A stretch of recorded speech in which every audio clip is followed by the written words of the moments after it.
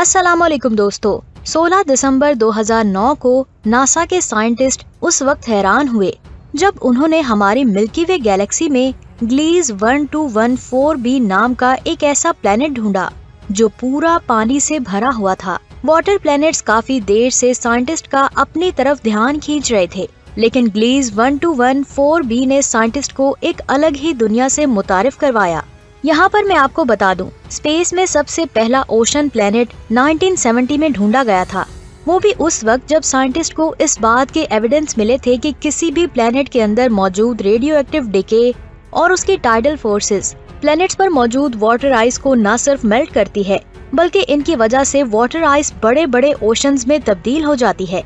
अगर हम अपने सोलर सिस्टम में देखें तो इस तरह के प्रोसेस हमें जुपिटर और सैटर्न के मून्स पर देखने को मिलते हैं, लेकिन ये प्लेनेट सूरज से बहुत ज्यादा दूर है, जिसकी वजह से इन पर हमेशा बर्फ जमती रहती है। जब हम ओशन से भरे हुए प्लेनेट्स की बात करते हैं तो हम एक ऐसे प्लेनेट की बात कर रहे होते हैं जिस पर समंदर बर्फ की लेयर के नीचे नहीं बल्कि उस प्लेनेट की सरफेस पर मौजूद हो, जिसकी गहराई कम से कम 100 किलोमीटर होनी चाहिए। 2004 में जब एक एस्ट्रोफिजिसिस्ट और उनकी टीम ने जब इस तरह के प्लेनेट्स की कैलकुलेशन की तो उन्हें पता चला अगर किसी फॉर्मिंग प्लेनेट का मैस जमीन से 10 गुना ज्यादा हो तो वो प्लेनेट अपने आसपास मौजूद डस्ट क्लाउड से खुद ब खुद हाइड्रोजन और हीलियम को अट्रैक्ट करके एक गैस जायंट बन जाएगा। लेकिन अगर इस फॉर्मिंग प्लेनेट का मैस जमीन से 8 गुना ज्यादा हुआ तो इस कंडीशन में इसकी सरफेस पत्थरों और बर्फ की बन जाएगी। यहाँ पर मैं आपको बता दूं, किसी भी फॉर्मिंग प्लेनेट की सरफेस का अंदाजा सिर्फ इसके मैस से ही नहीं लगाया जा सकता,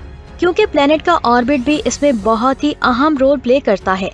इफ टीवी के दोस्तों, अगर कोई भी प्लेनेट अपने होस्ट स्टार से बहुत ज्यादा दूर हुआ तो वो आइस जायंट होगा या फिर कोल्ड सुपर अर्थ होगा, जिनकी कोर के अंदर रेडियो एक्टिव डिके होने की वजह से इनकी कुछ बर्फ पिघल गई हो, जो इसकी सब सरफेस को भले ही ओशन में कन्वर्ट कर दे, लेकिन इसकी अपर सरफेस हमेशा आइस ही रहेगी। लेकिन इसके ऑपोजिट अगर कोई भी प्लेनेट अपने स्टार के हैबिटेबल जोन में हो तो न सिर्फ उसकी आउटर लेयर मेल्ट होगी बल्कि पूरे प्लेनेट पर बाउंडलेस ओशन में बदल जाएगी। अगर थ्योरेटिकली देखा जाए तो जिस प्लेनेट का मैस जमीन के मुकाबले में 6 से 8 गुना ज्यादा होता है, उस प्लेनेट पर पानी की 100 किलोमीटर मोटी लेयर हो सकती है और इस लेयर से निकलने वाला प्रेशर 20,000 एटमॉस्फेयर तक पहुंच सकता है, जिसकी वजह से हमें इस प्लेनेट पर बर्फ डिफरेंट वेराइटीज में देखने को मिलेगी। ये बर्फ हाई टेम्परेचर में भी सॉलिड रहेगी। स्टार्टिंग में ये सारी इन्फॉर्मेशन थ्योरेटिकल अजम्पशंस थी, लेकिन जब एस्ट्रोनॉमर्स को स्पेस में 42 लाइट ईयर्स की दूरी पर एक छोटा डिम स्टार दिखाई दिया तो उन्होंने इसे स्टडी करना शुरू कर दिया। यहाँ पर मैं आपको बता दूं, इस डिम स्टार का नाम ग्लीज 1214 है। इसका डायमीटर हमारे सूरज से 5 गुना कम है और इसका मैस सूरज के मैस का 15.7% है। अगर इसकी ब्राइटनेस को देखा जाए तो ये हमारे सूरज से 300 गुना कम ब्राइट था और इसका टेम्परेचर 2700 डिग्री था। यहाँ पर मैं आपको बता दूं, इस स्टार में ऐसा कुछ भी खास नहीं था, क्योंकि ये बिल्कुल वैसा ही था जैसे हमारी यूनिवर्स में रेड ड्वार्फ स्टार होते हैं। लेकिन 2009 में एस्ट्रोनॉमर्स उस वक्त एक्साइटेड हुए जब उन्होंने इस रेड ड्वार्फ स्टार के सोलर सिस्टम में ग्लीज 1214b नाम का एक ऐसा प्लेनेट ढूंढा जिसका डायमीटर जमीन से 2.5 गुना ज्यादा था और ये जमीन से 6.5 गुना ज्यादा भारी भी था। अगर सिंपल कैलकुलेशंस के मुताबिक देखा जाए तो इस एक्सो प्लेनेट पर फ्री फॉल एक्सेलरेशन जमीन की एक्सेलरेशन का 91% है और इसकी डेंसिटी भी 1870 किलो पर क्यूबिक मीटर है। इन तमाम वैल्यूज के मुताबिक अगर इस प्लेनेट को जज किया जाए तो ये साफ वाजे हो जाता है कि ये एक्सो प्लेनेट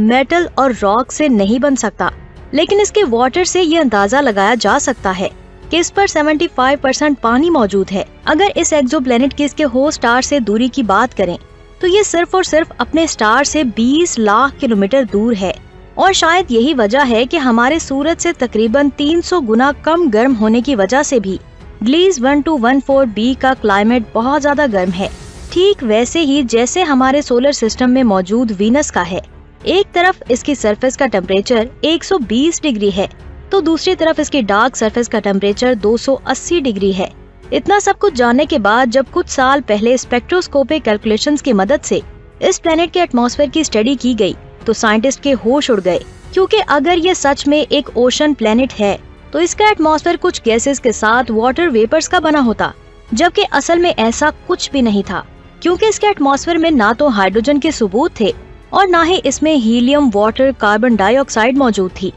जिसकी वजह से साइंटिस्ट का कहना है कि हो सकता है कि इस प्लेनेट के डेंस एटमॉस्फेयर की आउटर लेयर इसके कंटेंट को कवर कर रही हो। साइंटिस्ट के मुताबिक ग्लीज 1214b के सरफेस की कंडीशन बिल्कुल वैसी ही है जैसे एक स्टीम बॉयलर के अंदर होती है, और सबसे इंटरेस्टिंग चीज ये है कि इसका एटमॉस्फेरिक प्रेशर जमीन के एटमॉस्फेरिक प्रेशर से 15 गुना ज्यादा है, जिसकी वजह से इसका ओशन और एटमॉस्फेयर दोनों ही थर्मोडायनेमिकली इक्विलिब्रियम स्टेट में है। अब इस बात में कोई शक नहीं कि इस प्लेनेट की ओशन सरफेस के ऊपर वाटर वेपर की डेंसिटी इसके कॉन्स्टेंटली बॉइलिंग वाटर के बराबर ही है, जिसकी वजह से अगर हम इसके ओशन की लो साइड को देखेंगे तो हमें वहाँ भी प्रेशर कॉन्टिन्यूसली इंक्रीज होता हुआ दिखाई देगा, और वो भी उस वक्त तक जब तक हम 100 किलोमीटर ओशन की डेप्थ तक नहीं पहुँच जाते। इतनी ज्यादा गहराई में समंदर का पानी लिक्विड फॉर्म में नहीं रह सकता, जिसकी वजह से समंदर का बॉटम बहुत ही घने और हैवी बर्फ का बन जाएगा,